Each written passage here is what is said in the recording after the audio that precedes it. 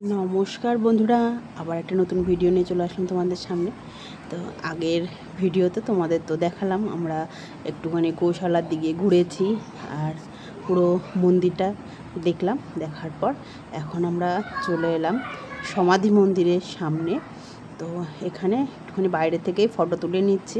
Photo তুলে, কারণ এখানে তো আবার মোবাইল আমাদের সব কিছু জমা রাখতে হবে, জুতো রেখে আমরা ভেতরে ঢুকবো।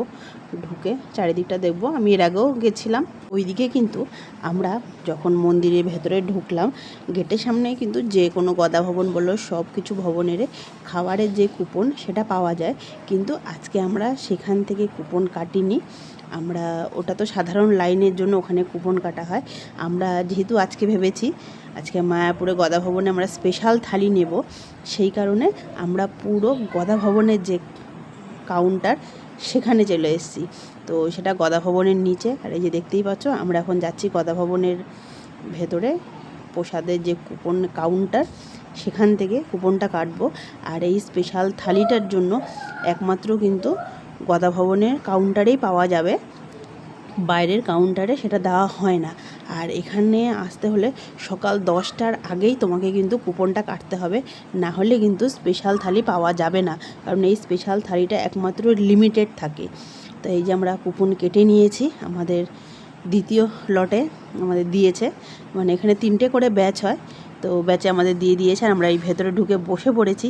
আর এদের এখন নিয়ম আছে সেগুলো ফলো করতে, কিন্তু ভেতরে 3টে করে ব্যাচ হয়, সেই মতন একটা করে ব্যাচ উঠে গেলে সম্পূর্ণ ক্লিয়ার করে তারপরে বাদবাকি লোকদের ভেতরে ঢুকতে দেবে, নয়তো কিন্তু যখন তখন আসলে হবে না। তা আমাদের দেখতেই পেলে আমরা দ্বিতীয় লটে মানে জায়গা পেয়েছি, ওই জন্য ওখানে দাগ দেওয়াই ছিল মানে টিকিটের মধ্যে। তো আমরা এখন বসে আছি, অপেক্ষা করছি।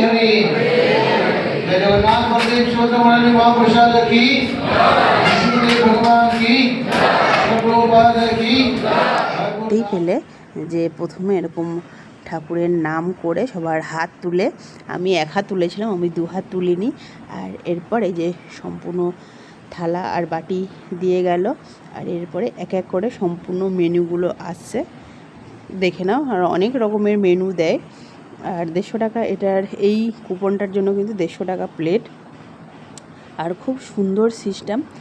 আর যেমন আমরা সাধারণ যে লাইনটাতে দাঁড়াই তাতে কি হয়, তাতে যেমন একটা থালার নিয়ে তুমি লাইনে দাঁড়াও, সেখানে একবারে সম্পূর্ণ দিয়ে দেয়। এখানে কিন্তু এই দেখো বাটিতে একটা পাওয়া যাবে, আলাদা আলাদা সাপ করছে একটা করে। প্রথমে দিয়ে দিল ভাত, তারপরে শুক্তো, তারপর ডাল। আর আমি যে আরেকটা ভরা দুটো নিয়ে নিলাম, একটা করেই দেওয়ার নিয়ম, কিন্তু আমি লোভে পড়ে চাইলাম আর দিয়েও দিল।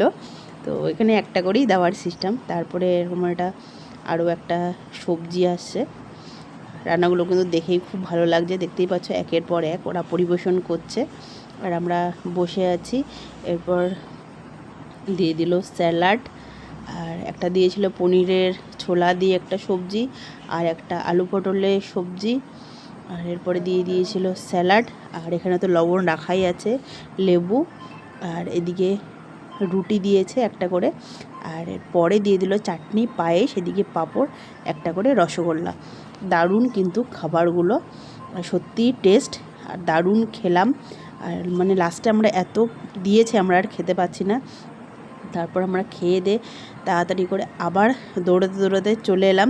এবার লঞ্চঘাট বের হচ্ছি, নবদ্বীপের দিকে আমরা এখন যাচ্ছি মায়াপুর থেকে। দিকে খাওয়া দাওয়া করে আর 1 সেকেন্ডও দেরি করিনি, আমরা তাড়াতাড়ি করে রওনা দিয়ে দিয়েছিলাম, কারণ আবার এই ঘাট পেরিয়ে আমাদের নবদ্বীপে এসে এখান থেকে বাস ধরতে হবে। আর ওই বাসটাই কিন্তু লাস্ট, না হলে আমরা বাড়ি ফিরতে পারবো না। ওই জন্য আবার আমরা তাড়াহুড়া করে লঞ্চে বসে ভিডিওটা করছি। মাঝের ভিডিওটা আর করতে পারিনি, কারণ এত সময় কম ছিল। আর এরপরে জানি যে বাস যদি না পাই, আর এই করতে করতে দেখো সন্ধ্যাও নেমে এসছে। তা আমাদের ছোট্ট ভিডিওটা কেমন লাগলো, আর কে কে গিয়ে মায়াপুরে গদা ভবনে এই স্পেশাল থালিটা তোমরা খেয়েছো অবশ্যই কিন্তু জানিও। আর ভিডিওটা ভালো লাগলে একটা লাইক অবশ্যই করো। আর তোমাদের সাথে আরও অন্যান্য ভিডিও তোমাদের সাথে শেয়ার করব। আর সবাই ভালো থাকো, সুস্থ থাকো। আর এই যে গল্প করতে করতে আমরা কিন্তু এই যে বর্ধমানে পেরিয়ে গেছি, আবার সেই বর্ধমানের ব্রিজ আমরা এখন ক্রস করছি। আর দেখতেই পাচ্ছ এখন বিকেল বিকেল হয়ে এসছে। কোনো বর্ধমান থেকেও আমাদের এখনও 40 মিনিট লাগবে বাড়িতে পৌঁছাতে, 40 মিনিট কি 1 ঘন্টা লাগবে। আর এদিকে সূর্য ডুবে অন্ধকার অন্ধকার হয়ে এসছে। তো টাটা বন্ধুরা, সবাই ভালো থাকো, সুস্থ থাকো। ভিডিওটা একটা লাইক অবশ্যই করো। আবার পরবর্তী দেখা হবে।